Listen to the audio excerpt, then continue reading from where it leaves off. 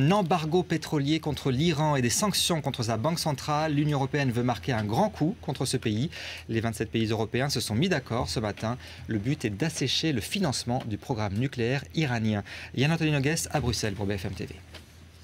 Cet embargo pétrolier montre que l'Europe est déterminée à passer à la vitesse supérieure face à Téhéran et à son programme nucléaire qui est soupçonné d'avoir clairement des visées militaires. Alors l'Europe avait déjà décidé le gel d'avoir contre plus de 400 sociétés iraniennes et plus d'une centaine de personnes. Mais à présent, les 27 vont frapper le régime iranien en plein cœur, le pétrole. Les ministres européens des Affaires étrangères qui sont en ce moment même en réunion ici à Bruxelles devrait décréter un embargo pétrolier portant sur 600 000 barils de brut par jour. Alors ce sont surtout l'Italie, l'Espagne, la Grèce qui sont dépendantes de ces importations iraniennes, des pays déjà en difficulté économique, qui n'ont pas besoin d'un renchérissement de leurs hydrocarbures, mais leur approvisionnement pourrait être compensé par d'autres pays du Golfe, l'Arabie saoudite notamment. Et puis au-delà du pétrole, les 27 devraient également geler les avoirs de la Banque centrale iranienne aujourd'hui afin d'assécher les sources de financement du régime.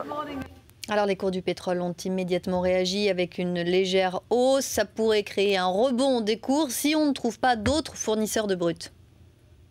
Il se peut que dans un premier temps, il y ait une petite augmentation des prix, mais tout dépendra à plus long terme, c'est-à-dire en fait d'ici la mi-2012, de l'attitude de l'Arabie saoudite essentiellement. Si il remplace vraiment le pétrole iranien, ce qu'il peut faire théoriquement, puisqu'il dispose d'une capacité de 3 millions de barils par jour qui n'est pas utilisée, eh bien à ce moment-là, l'Iran sera dans une situation extrêmement difficile et peut-être tentera le tout pour le tout, mais ce serait vraiment suicidaire, c'est-à-dire de bloquer le détroit d'Ormuz. Mais on n'en est pas du tout là.